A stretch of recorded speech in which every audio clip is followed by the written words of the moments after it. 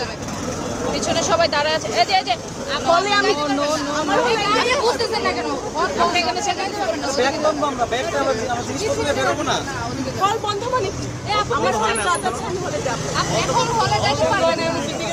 বলে কেন যেতে পারবো না? আশ্চর্য। এই হ্যালো,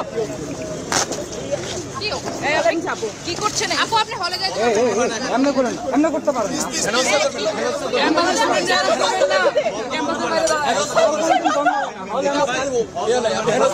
আইডি কার্ড আছে?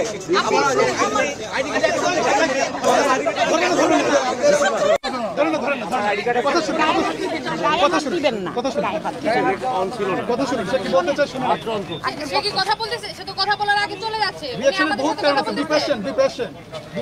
আপনারা যে বুঝে আমাদের দেখান, পত্রিকায় আসেনি, টিভিতে আসেনি। বাংলাদেশে 3 ধরনের বিশ্ববিদ্যালয়, একটা স্বায়ত্তশাসিত, একটা সরকারি বিশ্ববিদ্যালয়, একটা বেসরকারি বিশ্ববিদ্যালয়।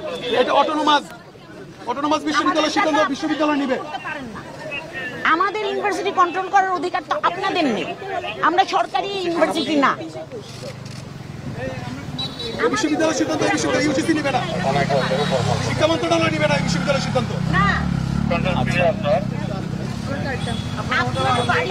আমরা যেহেতু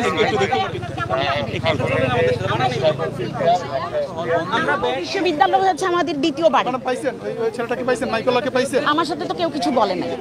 আপনার আইডি দেখালে কেন ঢুকতে দিবেন না? আমার কথা হলো আপনারা ঢুকতে দিবেন না, নির্দেশ আছে, নির্দেশটা আমাদের একটু দেখান। আর আপনারা মায়েরা আর গায়ে হাত দিবেন না। হ্যাঁ, গায়ে হাত দেওয়া না, উনি দূর খাড়ায় চলে যাচ্ছেন। ওনার সাথে তো আমরা কথা বলতেছি। ঠিক, আপনার সঙ্গে কথা বলবো।